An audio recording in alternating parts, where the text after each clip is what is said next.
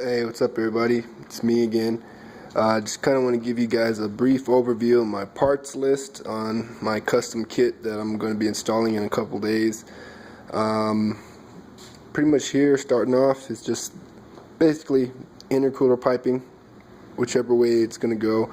I already have most of the things pre-assembled, so it can make it easier when I install it. Just kind of be a quick bolt-on. Here's my intercooler.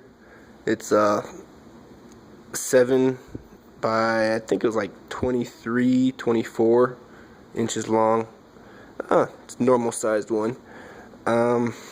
Here's just some intercooler piping that's already set for the specific routing schematics I need. Here's the new blow-off valve I got, different from the last time. I don't think you guys saw my last one, but it was just like a ghetto JDM one. But this one is the newest version of the HKS blow-off valve. It's the HKS type 4 or like 4, something like that. Pretty much it's just the newest version that HKS has came out with, and that's ready to go as well. Here is my intake, I guess you'd say, that's going to come off of the turbo itself. It's a 9-inch cone, 4-inch piping, so it's pretty big. Just got everything laid out on my footstool here. Also, another thing that I had to custom make is a new S pipe.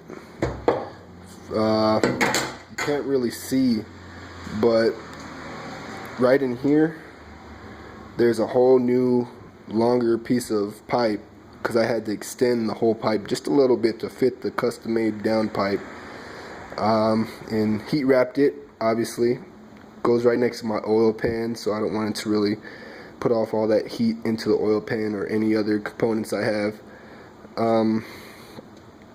So I have that there ready to go, ready to be installed.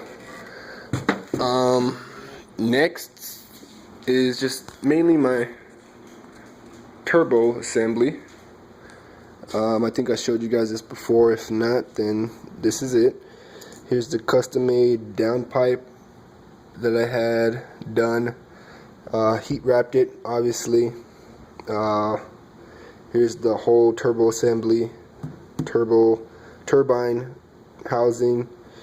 Here's where the compressor housing is, which is right here, 50 trim. It's pretty much it's a 16G compressor wheel, normal, I guess you would say. Here's the wastegate. Obviously I have a 8 psi spring in there. Here's the turbo manifold, heat wrapped that as well. Did a pretty decent job. Here's the old wastegate spring that I had. It was a 4 psi spring, so I went up to the 8 psi, so I wouldn't have to add a manual boost controller or anything like that. Here's, I guess you'd say, the leftover packaging for the rebuild kit that I had to buy because the first time it started to spit oil. So here's just kind of the leftover parts, old parts that I don't need really. Mainly the ones I did need, obviously, are already in there, rebuilt. So that's this is ready to go.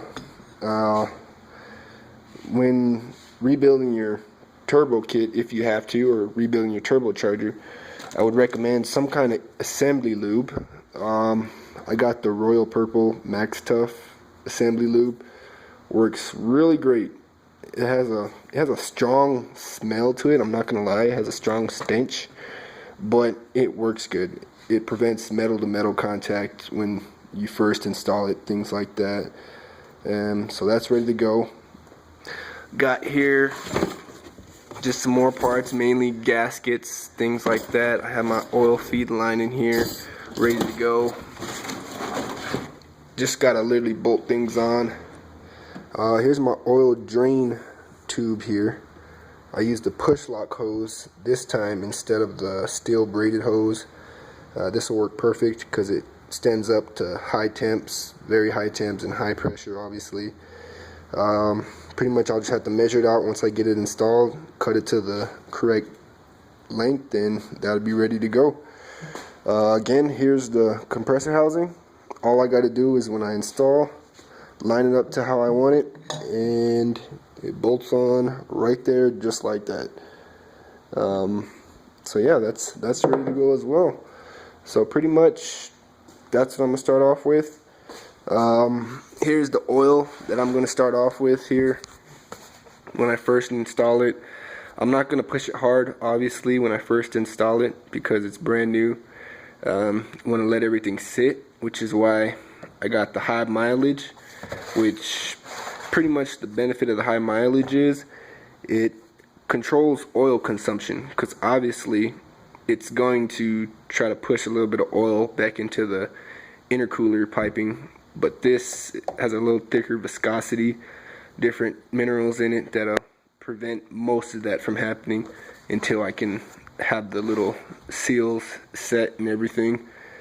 Other than that, pretty much now it's just the waiting game. Got everything ready to go, and in a couple of days I'll be installing this bad boy. So keep posted, keep in touch, subscribe if you want, and in a few days you'll be seeing another video with me installing. Alright guys, I'm out.